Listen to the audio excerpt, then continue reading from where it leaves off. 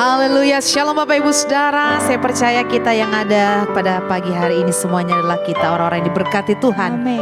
Dan kita sungguh bersuka cita kepada Tuhan pagi hari ini. Sebab hari yang dijadikan Tuhan adalah hari yang luar biasa baik. Puji Tuhan, mari bersama-sama saya rindu kita mau bersorak bagi Tuhan. Kita mau berdiri bersama saudara, kita mau bertepuk tangan. Kita mau lebih lagi meninggikan Tuhan. Dan mari kita berikan sorak-sorai bagi Allah kita. Haleluya. Mari kita memuji Tuhan bersama. Kita semua diberkati pada pagi hari ini. Dan kita boleh menikmati kasih dan setia Tuhan dalam kehidupan kita. Haleluya.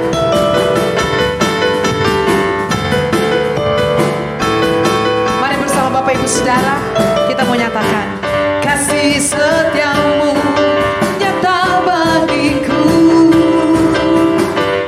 limpah kebajikan tersedia bagiku. Sebab Allah sanggup, sebab Allah sanggup limpahkan segalanya. Dan anugerahnya sangat besar bagiku. Aku diberkati, amin. Aku dilimpahi karena Allah sanggup untuk menyediakan. Yes, aku diberkati, amin. Aku dilimpahi atas sempurna anugerah Tuhan bagiku. Dengan hati yang bersyukur saudara, dengan sorak-sorai kita memuji Tuhan kita. Haleluya. Oh, oh, oh, oh. Come on, sing. Kasih setiamu nyata bagiku, hikmat kebajikan tersedia bagiku. Sebab Allahku sanggup, sebab Allah sanggup limpahkan segalanya. Dan anugerahmu Tuhan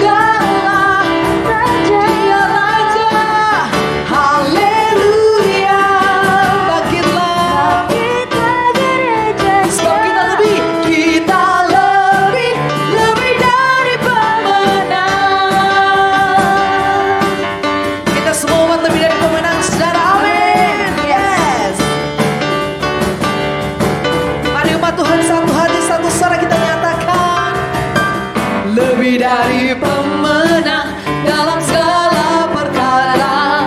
Oh, iblis telah dikalahkan oleh kuasa darahnya. Yes, jika Allah di pihak kita, siapa dapat melawan? Sebab kita lebih dari pemenang, lebih daripada pemenang, lebih dari pemenang dalam segala perkara. Iblis telah dikalahkan, iblis telah dikalahkan oleh kuasa darahnya. Jika Allah di pihak kita, siapa dapat melawan? Kita lebih dari pemenang. Bersama kita mau bersorak, haleluya. Kibarkanlah bajinya, Yesus Raja segala raja, segala raja. Haleluya. Oh, bangkitlah gerejanya, kita lebih dari pemenang. Haleluya, haleluya. Yes, kibarkanlah bajinya, Yesus Raja segala raja. Haleluya, haleluya. Bangkitlah gerejanya, kita lebih dari pemenang. Katakan saya lebih dari pemenang. Saya lebih dari pemenang.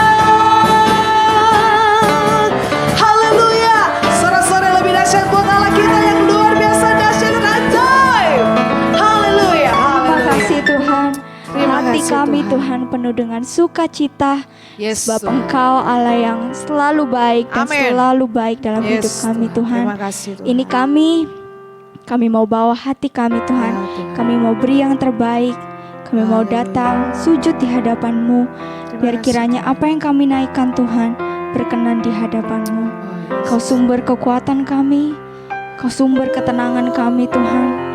Dalam situasi apapun kami percaya, jika Engkau yang bersama dengan kami Tuhan, maka kami akan mampu melewati itu semua Ya, Tuhan. Yesus, ku sembah. Terima kasih Yesus.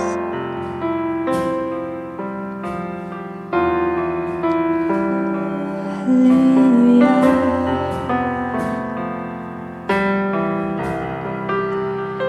Kekuatan di jiwaku,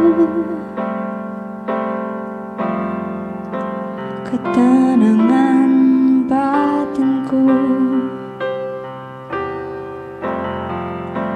ada dalam hadirat-Mu. Kau cahaya bagiku, mengiringmu seumur hidupku, masuk dalam rencana-Mu Bapa. Pikiranku, kehendakku, ku serahkan padamu. Harapanku hanya di dalam-Mu. Ku kan teguh bersama-Mu Tuhan. Jadikanku bejana-Mu untuk memuliakan-Mu.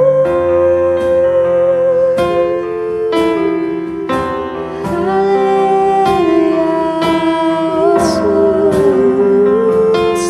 Kau kekuatan kami Yesus. Mari sama-sama kita katakan. Kekuatan di jiwaku, ketenangan batinku, Ketenangan batinku, ada dalam-Mu ada dalam hadirat-Mu. Ku menyembah-Mu, kami tersungkur Tuhan. Oh, tersungkur ku di kaki-Mu, rasakan Engkau, Rasakan hadirat-Mu.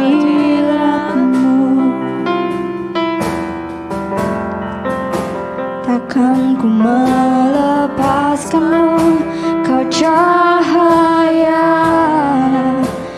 bagiku.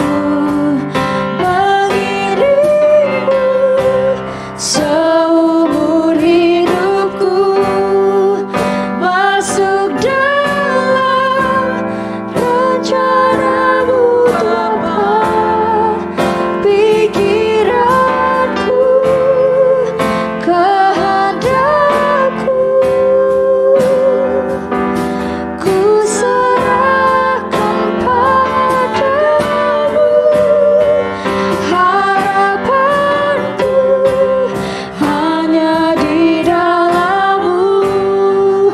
Ku kan teguh bersama-Mu Tuhan. Jadikanku bejana-Mu untuk kemuliaan-Mu.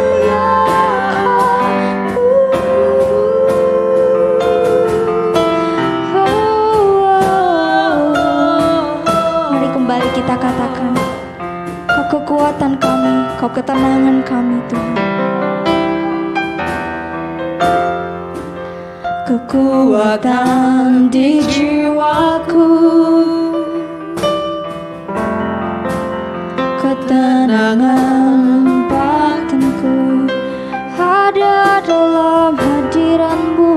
ada dalam Hadirat-Mu ku menyembah, kami tersungkur di hadapan-Mu Tuhan. tersungkurku di kaki-Mu. Rasakan hadirat-Mu, Rasakan hadirat-Mu.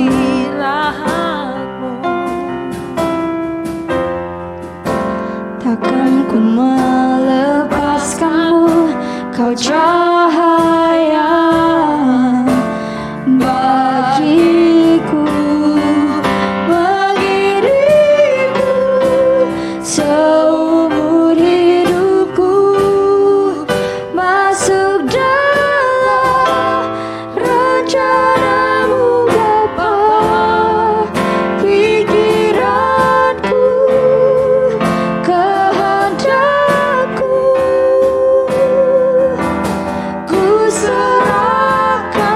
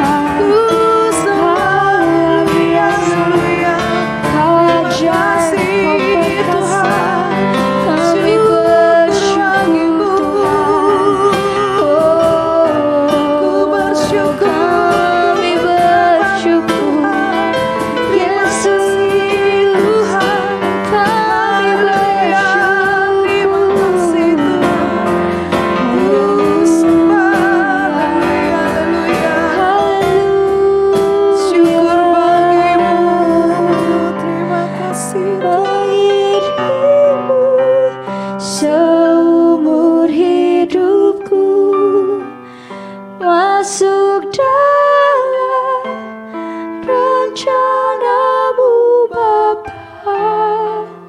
Pikiranku, kehendakku, ku serahkan padamu. Harapanku hanya di dalam-Mu. Ku kan teguh bersama-Mu Tuhan. Jadikanku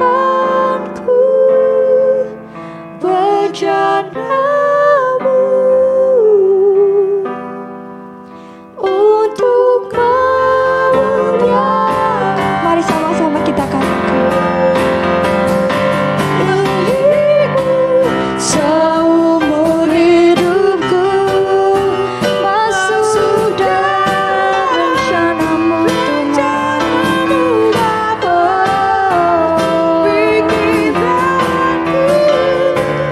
Kehendakku, ku serahkan padamu. Harapanku hanya di dalam-Mu. Ku kan teguh bersama-Mu Tuhan. Jadikanku bejana-Mu untuk memuliakan. Jadikan kami bejana. Jadikanku bejana-Mu untuk memuliakan. Haleluya, berikan kemuliaan yang terbaik bagi Tuhan. Yes Tuhan, Haleluya. kami mengucap syukur Tuhan. Kau sungguh baik. Yes Tuhan. Biarlah pada hari ini Tuhan kami anak-anak-Mu boleh Kau bentuk satu persatu Tuhan. Kau pakai kami satu persatu Tuhan. Bahkan di situasi yang tidak mengenakan ini Tuhan, kami tetap mau. Dan kami mau Tuhan untuk Kau pakai. Untuk itu Tuhan, persiapkan kami Tuhan. Kami mau membuka hati kami untuk mendengar kebenaran firman-Mu. Berbicaralah bagi masing-masing kami Tuhan. Kami siap hanya di dalam nama Tuhan Yesus. Haleluya. Amin. Baik jemaat Tuhan, mari bersama kita dengarkan kebenaran firman Tuhan yang akan disampaikan oleh hamba-Nya. Tuhan Yesus memberkati.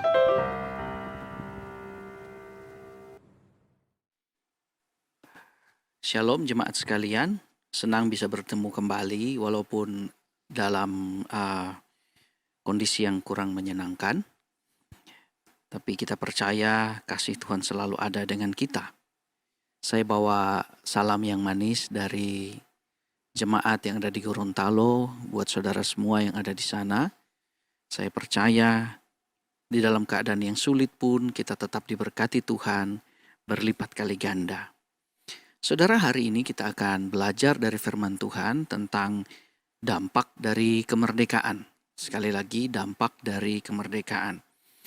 Namun sebelum kita masuk kepada dampak itu sendiri, saya rindu kita untuk mengenali terlebih dahulu arti dari kemerdekaan. Bagi banyak orang, arti dari kemerdekaan bisa bermacam-macam. Kemerdekaan bisa diartikan sebuah kebebasan untuk melakukan segala sesuatu yang mereka inginkan. Kemerdekaan bisa diartikan sebagai lepas dari belenggu penjajahan.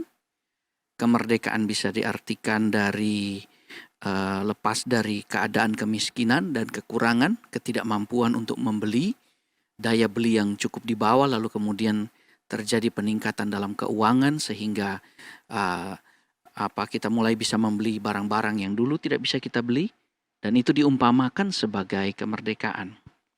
Tetapi kita sebagai anak Tuhan, kita perlu menyatukan satu persepsi tentang kemerdekaan di dalam Tuhan. Mengapa? Sebab konsep kemerdekaan di dalam Tuhan adalah konsep yang sangat-sangat krusial, penting di dalam kita, di dalam keimanan kita sebagai anak Tuhan. Sebab ketika Kristus mati di atas kayu salib, tujuannya adalah memerdekakan kita. Kekristenan sebenarnya adalah sebuah agama yang kemudian yang terlebih dahulu mengajarkan tentang kemerdekaan. Salah satunya adalah ketika Tuhan Yesus berkata, "Aku datang untuk membebaskan mereka yang terbelenggu." Itu adalah tujuan aku datang. Aku datang untuk membebaskan mereka yang terbelenggu, untuk memberitahu rahmat Tuhan, tahun rahmat Tuhan telah datang, untuk memberikan kabar baik kepada mereka yang menderita. Jadi kemerdekaan adalah berita Injil itu sendiri. Walaupun kemudian dalam berjalannya waktu, kemerdekaan ini diartikan oleh berbagai macam dengan berbagai macam definisi. Nah, saudara, apakah kita mengerti tentang arti kemerdekaan di dalam kekristenan kita? Saudara, saya mau menggali sedikit terlebih dahulu beberapa menit, yaitu kemerdekaan di dalam kekristenan.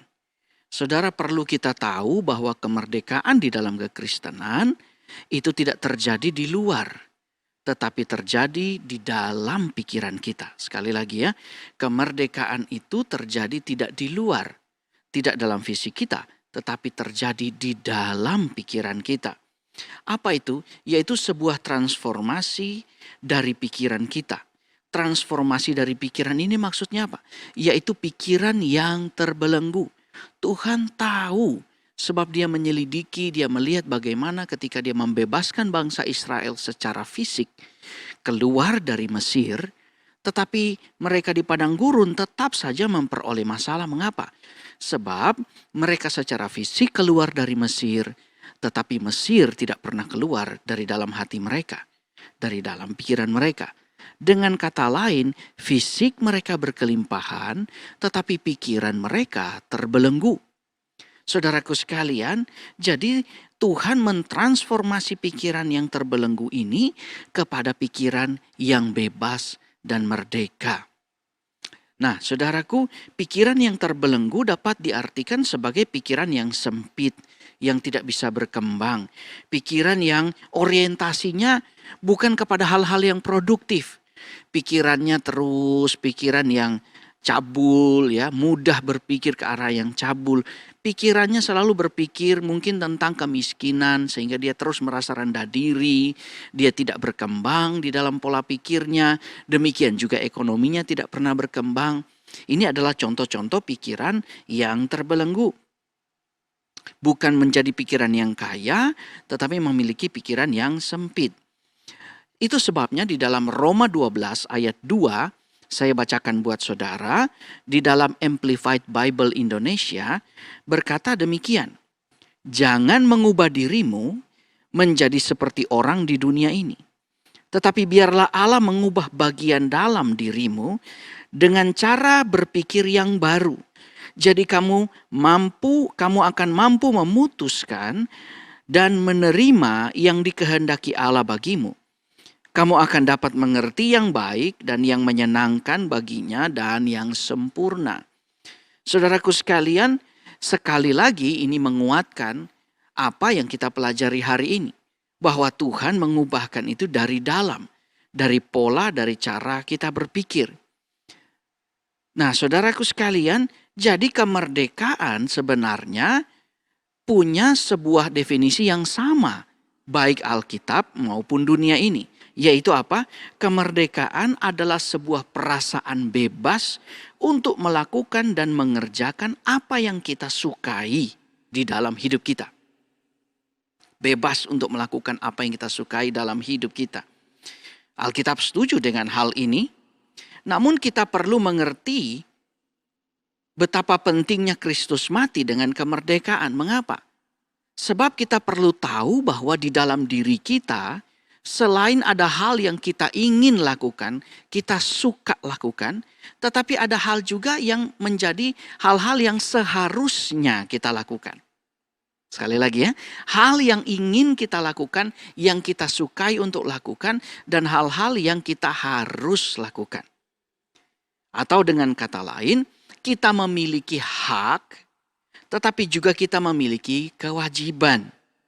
Nah, saudaraku sekalian, ketika kemerdekaan tidak dimengerti pada porsi yang sebenarnya, maka kemerdekaan itu menjadi keliaran. Keliaran di mana setiap orang yang merasa diri telah dimerdekakan itu menjadi hidup sebagai orang yang liar, melakukan apa yang hanya ingin dia lakukan, tetapi melupakan apa yang seharusnya dia lakukan. Akibatnya apa? Akibatnya adalah terjadi kekacauan, di mana keinginan kita akan menghancurkan kita dan akan menghancurkan kebebasan dan kemerdekaan orang lain. Artinya, Tuhan tidak ingin kemerdekaan kita menjadi kutuk bagi diri kita atau menjadi kutuk juga bagi diri orang lain, tetapi Tuhan mau kemerdekaan yang Dia berikan kepada kita menjadi berkat bagi kita dan berkat bagi orang lain. Itulah kemerdekaan yang sebenarnya, di mana kita menjadi orang yang menyukai apa yang seharusnya kita lakukan.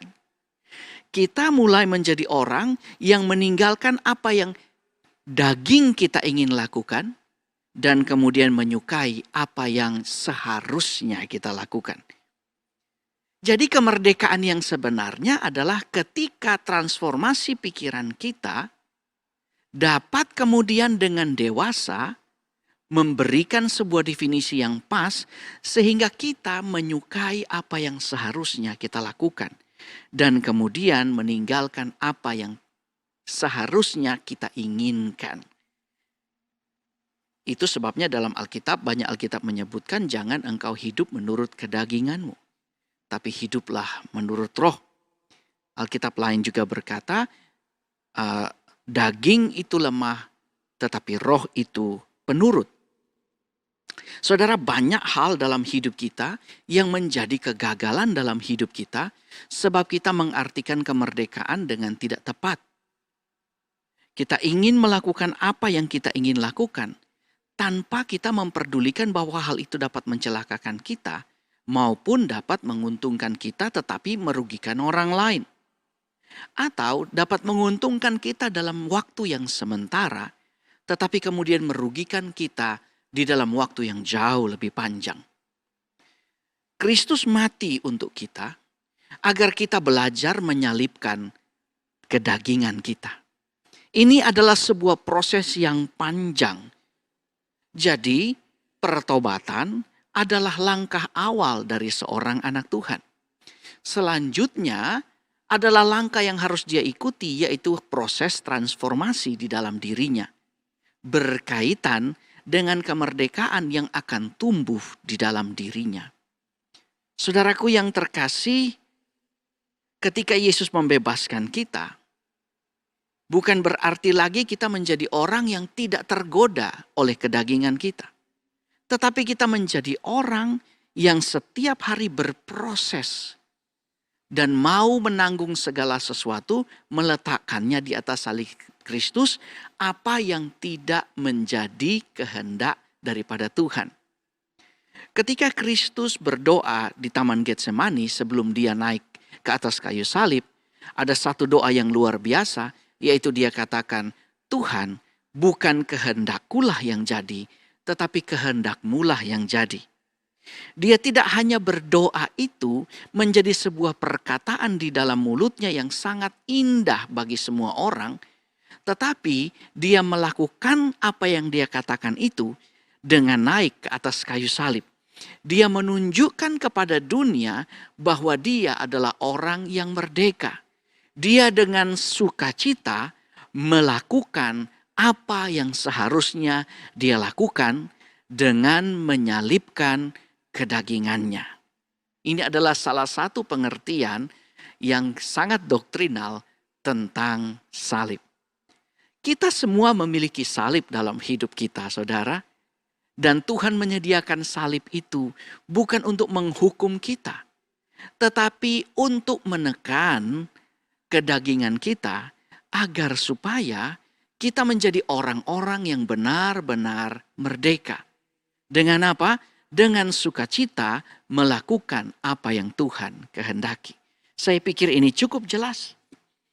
Langkah akhir yang ingin dicapai oleh Tuhan dari kemerdekaan itu adalah kita selalu menjadi orang yang mengerti bahwa daging ini lemah dan mudah terbawa arus untuk suka melakukan apa yang merugikan, dan kemudian kita menyalibkan daging itu, dan kemudian ketika salib itu tersalib, maka Roh Kudus kemudian dapat bekerja dengan lebih kuat dalam hidup kita dan membuat kita mencintai apa yang seharusnya kita lakukan.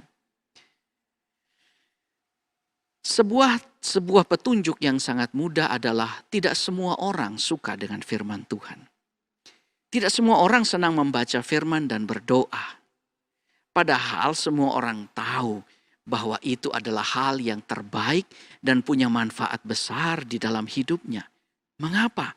Sebab dagingnya masih terlalu kuat.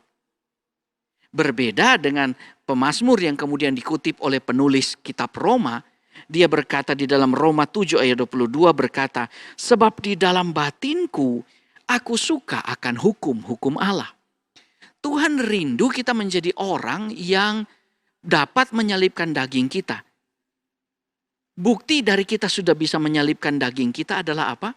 Kita menjadi orang-orang yang mencintai Taurat Tuhan dan yang merenungkan Taurat itu siang dan malam. Maka apa saja yang kita buat, Tuhan buat menjadi berhasil. Mazmur 1. Nah, saudaraku sekalian, jadi pembaharuan pikiran adalah kunci dari kemerdekaan. Sekali lagi, pembaharuan pikiran adalah kunci dari kemerdekaan. Dan pembaharuan pikiran membutuhkan proses yang panjang. Setiap waktu, setiap hari, setiap kesempatan, setiap keadaan dan kondisi, kita harus memikul salib kita untuk selalu dapat menyalibkan kedagingan kita. Sehingga pada satu titik nanti kita menjadi orang-orang yang dengan sukacita melakukan apa yang kita suka. Sebab kita telah menyukai Taurat Tuhan. Dan ketika kita melakukannya, di situ ada 9 buah roh yang akan terjadi. Sebagai lambang dari persekutuan kita dengan Roh Kudus, maka 9 buah roh itu yang menuntun kita melakukan apa yang seharusnya kita lakukan dengan sukacita, dengan cinta. Sebab daging kita selalu kita salibkan. Oke, saya pikir cukup untuk definisi ini supaya kita bisa melangkah ke dalam. Mari kita masuk lebih dalam. Ada merupakan dampak daripada kemerdekaan. Dari sini saya pikir kita akan mudah untuk mengerti dampaknya setelah kita jelaskan tentang arti daripada kemerdekaan. Dampak dari kemerdekaan adalah damai sejahtera. Apa itu damai sejahtera? Rasa nyaman, rasa merdeka, rasa bebas, tidak merasa khawatir harga dirinya terluka, tidak merasa khawatir dianggap bodoh, tidak merasa khawatir dianggap terbelakang, tidak merasa khawatir dianggap tidak keren gitu ya. Damai sejahtera ini adalah sesuatu keadaan kondisi hati yang stabil. Yang dimana di dalamnya ada rasa cukup. Sehingga tidak ada emosi untuk menjadi orang yang rakus. Tidak ada emosi lagi untuk menjadi orang yang punya keinginan-keinginan yang pada akhirnya merugikan diri sendiri dan orang lain. Damai sejahtera. Nah, kalau dampaknya damai sejahtera, seperti apa kita tahu bahwa kita sudah merdeka sebab kita memiliki damai sejahtera? Dampaknya ada di mana? Dampaknya yang pertama adalah kita menjadi orang yang mencintai beban yang ada di dalam hidup kita. Sekali lagi, kita mencintai beban yang ada dalam hidup kita. Firman Tuhan berkata di dalam Matius 11:28, marilah kepadaku semua yang letih lesu dan berbeban berat, aku memberi kelegaan kepadamu. Itu bagian Yesus. Dan bagian kita yang telah merdeka dikatakan, dan pikulah kuk yang kupasang. Sebab bebanku itu ringan dan jiwamu akan mendapatkan sejahtera. Haleluya. Berapa banyak kita harus kemudian memiliki sebuah tolak ukur bahwa apa? Kehidupan Kristen yang diurapi tidak dapat diukur dari berapa banyak beban atau tidak ada beban. Sebab banyak daripada kita berpikir orang yang diurapi itu tidak akan sakit. Orang yang diurapi itu tidak akan kena COVID. Orang yang diurapi itu, ini adalah paham keagamaan. Kuk yang dipasang oleh Tuhan adalah apa yang harus kita lakukan ketika kita menghadapi sesuatu, adalah ujian yang harus kita lewati. Ketika ujian itu Tuhan izinkan datang, adalah hal-hal yang perlu kita pikul dalam hidup kita, dalam kita menjalani kehidupan kita. Justru karena beban itulah, maka Kristus dipandang sebagai yang terkuat. Saudara, beban dalam hidupmu kalau engkau pikul, di situ justru menunjukkan pengurapan yang ada pada dirimu. Ketika engkau mampu menanggalkan apa yang ingin engkau lakukan, dan dengan sukacita, dan dengan sejahtera, dengan tersenyum, engkau berjalan dan memikul bebanmu hari demi hari. Pikulah kuk yang kupasang dan belajarlah kepadaku, sebab aku lemah lembut dan rendah hati. Apa yang harus engkau hadapi hari ini? Ingat, engkau adalah orang yang merdeka. Salibkan dagingmu. Dagingmu yang berkata, kan katanya kalau Tuhan ada, nggak terjadi apa-apa dalam hidup saya. Kan katanya kalau Tuhan ada, semua baik-baik saja. Siapa yang bilang? Murid-murid Tuhan saja ada dengan Tuhan Yesus, mereka menghadapi badai. Mari kita menjadi orang-orang yang lebih jeli dalam menilai keagamaan kita. Tuhan ingin kita jadi orang yang rohani. Banyak orang yang tidak bisa lepas, lalu kemudian merdeka, lalu kemudian hidup dalam kelimpahan hanya karena konsep berpikirnya yang keliru.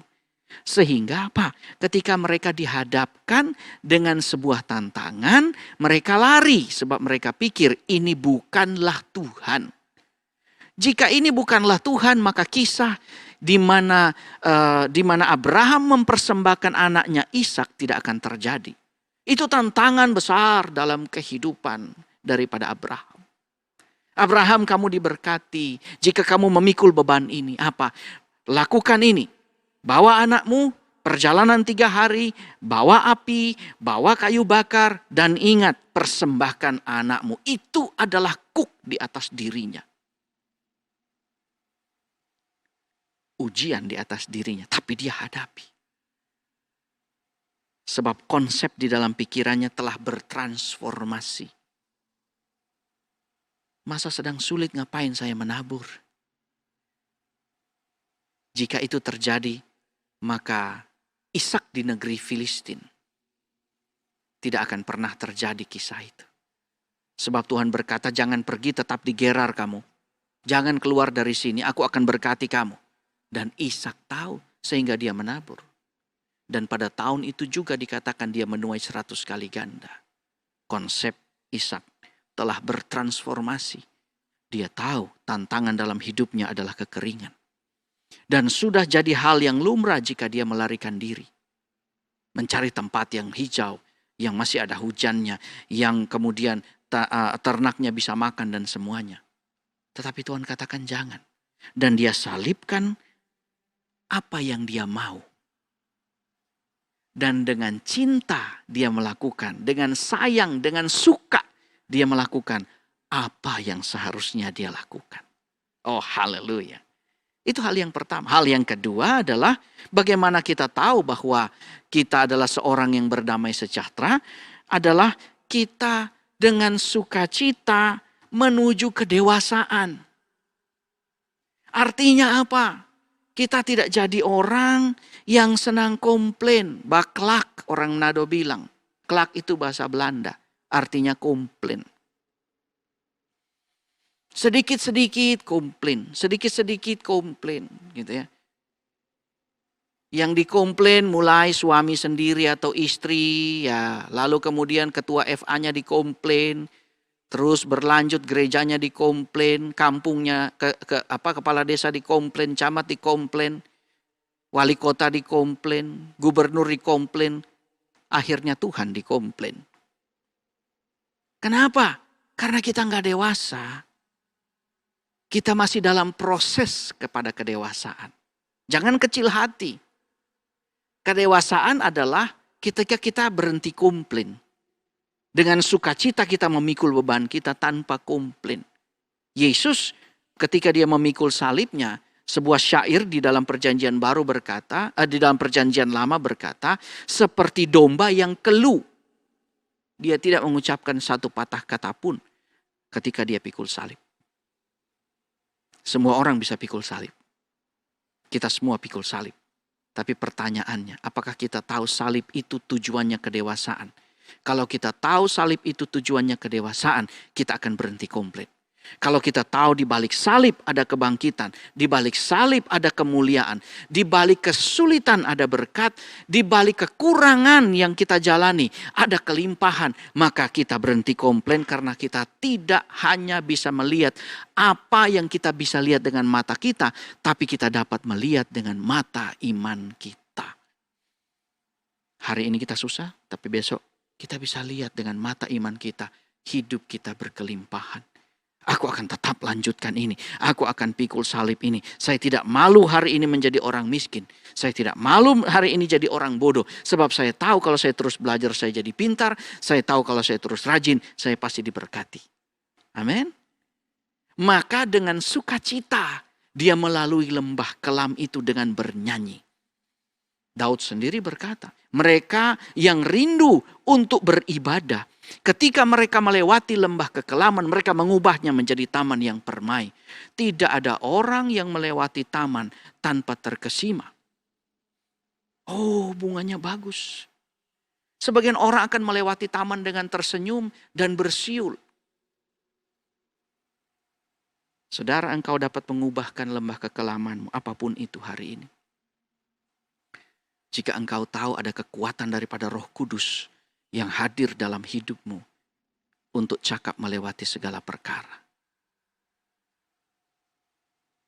Ketika engkau bersama Roh Kudus, engkau akan mengerti bahwa tidak ada satu ujian pun yang melebihi kekuatanmu.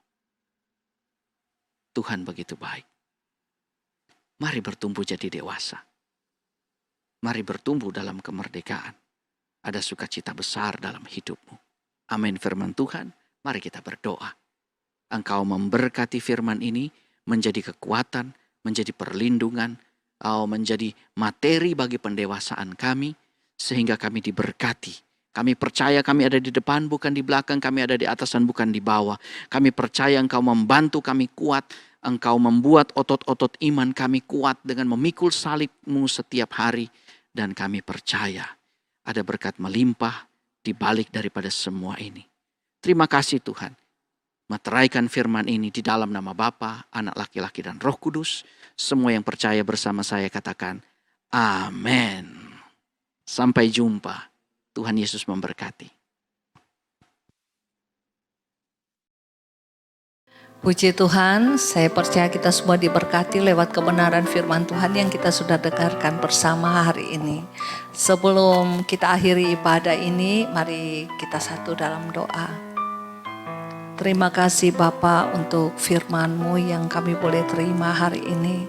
Kami percaya firman-Mu yang akan menuntun setiap langkah hidup kami. Kami boleh mengalami kemurahan Tuhan sepanjang minggu yang baru ini. Kami tahu Engkau terus meletakkan kami di hati-Mu, di tangan-Mu, di pikiran-Mu, bahkan dalam rencana-Mu yang indah dan mulia bagi hidup kami. Bapa yang baik, kami serahkan minggu yang baru ini di dalam pimpinan Tuhan. Kami percaya berkat Tuhan turun atas kami, atas rumah tangga kami, atas hidup anak-anak kami, bahkan seisi rumah kami terus mengalami kemurahan tanpa batas. Kami berdoa, kami mengucap syukur Tuhan untuk pemulihan bagi setiap orang-orang yang sakit hari-hari ini.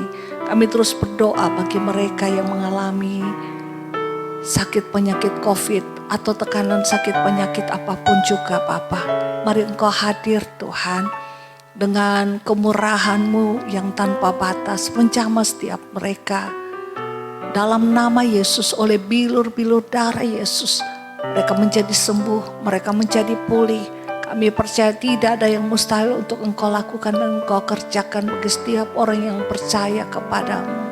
Makasih Bapa, kami terus tetap berdoa buat kota kami di mana kami berada, bahkan bangsa kami serahkan dalam tangan Tuhan.